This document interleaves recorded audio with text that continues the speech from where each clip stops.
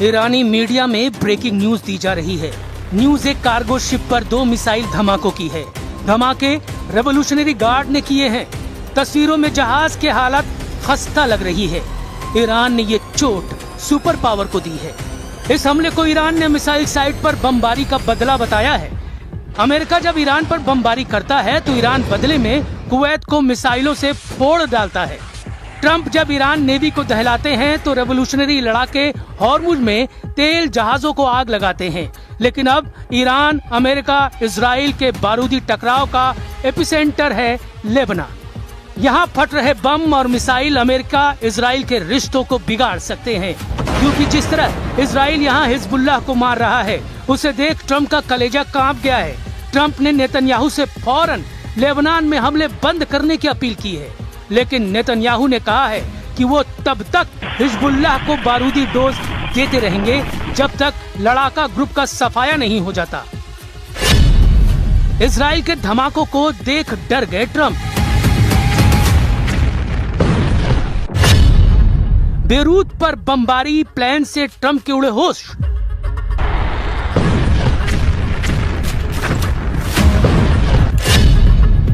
Trump ने कहा, बीबी तुमसे सब नफरत करते हैं।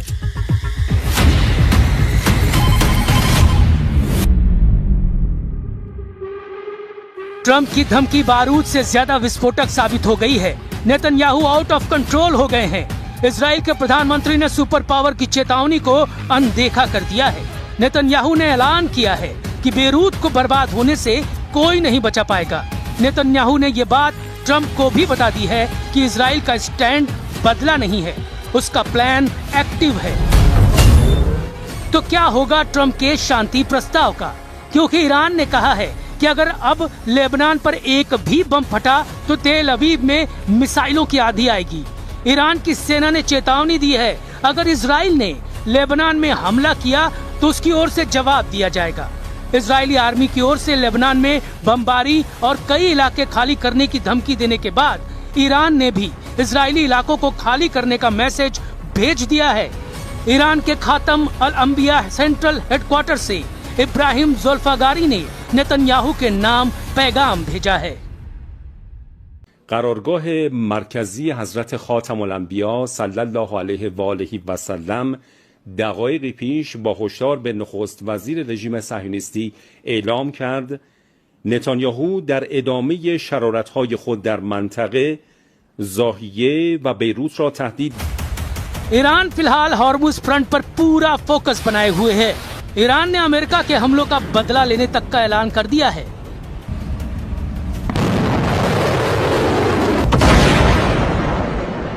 वही तेवर, वही तेजी, वही स्टाइल, धमाके दर धमाके, मिसाइलों के, रॉकेट के, फास्ट बोट का एक्शन, रेवोल्यूशनरी फाइटर्स का दबदबा। ईरान ने अमेरिकी गुरूर को फिर से तोड़ दिया। अब की बार ये बताकर मारा है कि ईरान की हद में जो आया उसका सफाया तय है। ईरानी मीडिया रिपोर्टों के मुताबिक रेवोल्यूशनरी लड़ाकों ने पनामा के झंडा लगे एक जहाज को क्रूज मिसाइल से धुआं कर दिया है। असल में यह कार्गो जहाज अमेरिकी कंपनी MSC सरिस्का V का है, जिसे ओमान के तट पर करीब ईरानी युद्धपोत पर हमले के बदले में ईरान ने मिसाइल से दहलाया है। इससे पहले 1 जून को अरब सागर से गुजर रहे एक कार्गो शिप पर मिसाइल से हमला हुआ, जिससे इराक के तट पर एक बड़ा विस्फोट हुआ। ये मिसाइल हमला इराक तट पर कसर से लगभग 40 समुद्री मील साउथ ईस्ट में हुआ था। समुद्री सुरक्षा एजेंसी ने बताया कि टक्कर के बाद एक जोरदार विस्फोट हुआ।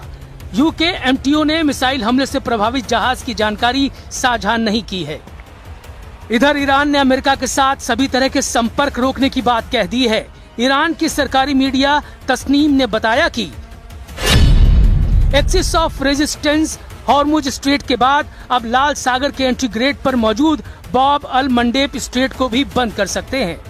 हॉर्मुज स्ट्रेट के बंद होने से दुनिया के कई देश गंभीर तेल और गैस संकट में फंस गए हैं। लेकिन अब अगर बाब अल मंडेब को वास्तव में बंद किया जाता है तो इसके विनाशकारी परिणाम हो सकते हैं।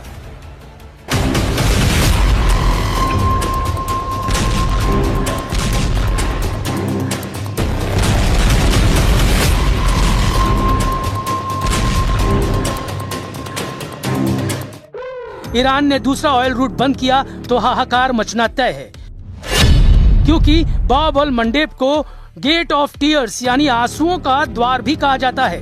बाब अल मंडेब एक बेहद संकरा समुद्री रास्ता है जो लाल सागर को अदन की खाड़ी और हिंद महासागर से जोड़ता है। इसके एक तरफ यमन है, दूसरी तरफ अफ्रीका के जिबूती और इरिट्रिया देश हैं। अपनी सबसे सकरी जगह पर यह सिर्फ 26 से 29 किलोमीटर चौड़ा है। फोर्ब्स के मुताबिक दुनिया के कुल समुद्री व्यापार का लगभग 12 से 14% हिस्सा इसी छोटे से रास्ते से होकर गुजरता है। एशिया से यूरोप जाने वाले लगभग सभी कमर्शियल कंटेनर जहाज यहीं से निकलते हैं। खाड़ी देशों से यूरोप और अमेरिका जाने वाले तेल और लिक्विफाइड नेचुरल गैस के टैंकर इसी रास्ते का इस्तेमाल करते हैं। यहाँ से रोजाना लगभग 40 से 50 लाख बैरल कच्चा तेल गुजरता है। इसलिए अगर ईरान वाकई इसे बंद करता है तो ऐसा कर वो पूरी दुनिया को रुला सकता है। हॉर्मुज और बाब अल मंडेब दोनों के बंद होने का मतलब होगा कि दुनिया की कुल तेल और गैस सप्लाई का 25% हिस्सा पूरी तरह से लॉक हो जाएगा। हॉर्मुज स्ट्रेट में ईरान की मंजूरी के बिना घुसना मना है। अब दूसरे तेल गलियारे में बैरियर लगाकर रेवोल्यूशनरी लड़ाके ट्रम्प से बराबरी की डील की मांग कर रहे हैं। ईरान की बारूदी फास्ट बोट पहरेदारी कर रही है। जिस भी जहाज पर शक होता है उसे रेवोल्यूशनरी लड़ाके रॉकेट धमाकों से ब्रेक लगा दे रहे हैं। लेकिन अमेरिका कितनी देर शांत रहेगा? ट्रम्प कब तक युद्ध समझौते का इंतजार करेंगे? क्योंकि लेबनान में ट्रम्प की कही बात सच साबित नहीं हो रही है। बेरूत को इजराइल ढहाने के मिशन को ऑन कर चुका है। ईरान कह रहा है लेबनान में जब तक हमला होगा कोई समझौता नहीं हो सकता।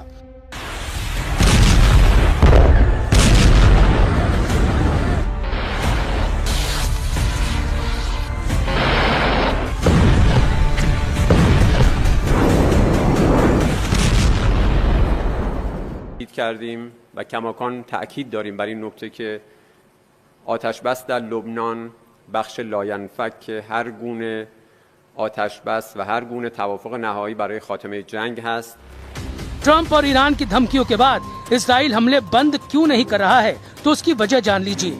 दक्षिणी लेबनान में हिजबुल्लाह लड़ाकों के ड्रोन हमले में इजरायली डिफेंस फोर्स का एक सैनिक मारा गया है और 3 सैनिक घायल हो गए हैं। ये हमला ब्यूफोर्ट किले के आसपास की रणनीतिक पहाड़ी पर कब्जा करने के एक दिन बाद हुआ है। मारे गए सैनिक की पहचान 20 साल के स्टाफ सार्जेंट एडम जारफती के तौर पर हुई है, जो इजराइल डिफेंस फोर्स की कमांडो ब्रिगेड की मैगलन यूनिट में तैनात थे।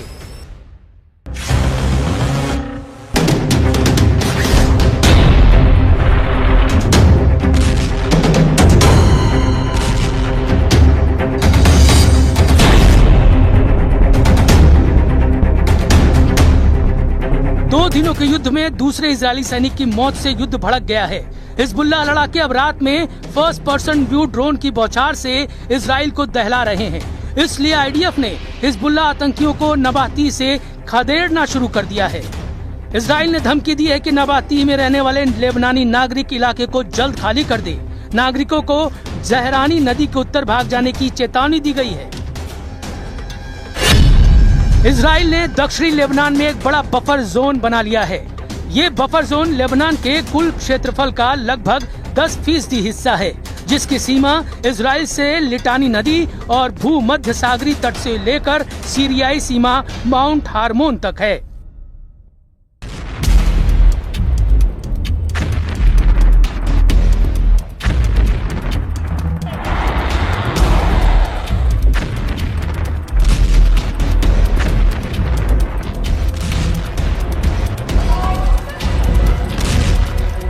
हालांकि हिजबुल्लाह के गढ़ कहे जाने वाले बेरूत में अब भी लड़ाका ग्रुप का कंट्रोल है।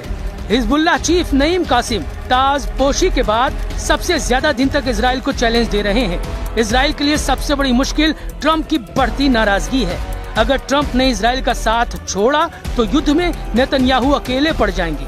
बिना अमेरिका के इजराइल कितने दिन युद्ध में टिक पाएगा समझना मुश्किल नहीं, क्योंकि अब तो इजराइल के अंदर ही नेतन्याहू का भारी विरोध शुरू हो गया है।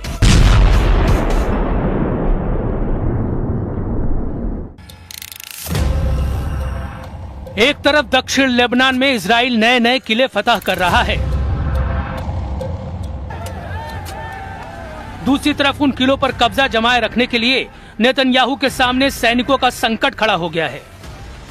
इजराइल के कंट्रोल वाले पश्चिमी यरूशलेम में कोहराम मचा हुआ है।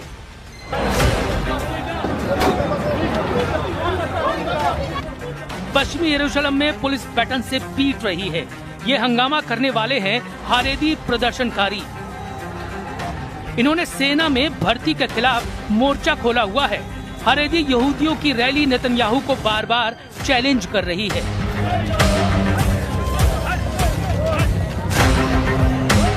जब इजराइल ने गाजा, लेबनान और सीरिया में फौज में तैनाती की हुई है और ईरान से युद्ध किसी भी वक्त शुरू हो सकता है। इजराइल की सेना में भर्ती का मुद्दा बहुत गरमाया हुआ है। अनिवार्य सर्विस का विरोध चल रहा है। इस विरोध का सेंटर पॉइंट वो हारेदी यहूदी समुदाय है जो नहीं चाहता कि उस पर सेना में अनिवार्य सर्विस का दबाव डाला जाए। इसी डिमांड के साथ हजारों लोग यरूशलेम में इकट्ठा हुए। इजराइल में नेतन्याहू को हिजबुल्लाह और हमास से इतनी बड़ी टक्कर नहीं मिली जितना इजराइल के अंदर हारेदी समुदाय का विरोध उनके लिए मुसीबत बन चुका है। भ्रष्टाचार के मुकदमों के अलावा अब ये भीड़ नेतन्याहू पर आग बबूला है। ये लोग युद्ध में नहीं जाना चाहते। हारेदी यहूदियों की दलील है कि पवित्र किताब तोरा का अध्ययन इजराइल की हिफाजत करता है। ऐसा करना उनकी ही जिम्मेदारी है, इसलिए उन्हें फौज में भर्ती से छूट मिलनी चाहिए। हारेदी यहूदियों का मानना है कि सेना का माहौल उनके धार्मिक नियमों से अलग है, जहां पुरुष और महिलाएं साथ रहते हैं। खाने पीने के नियम भी ऐसे हैं जो उनकी प्रार्थना के नियमों से मेल नहीं खाते। हारेदी यहूदी समुदाय इजराइल देश की स्थापना को भी सही नहीं मानता। ऐसे में हारेदी युवाओं की धार्मिक आस्था कमजोर होती है।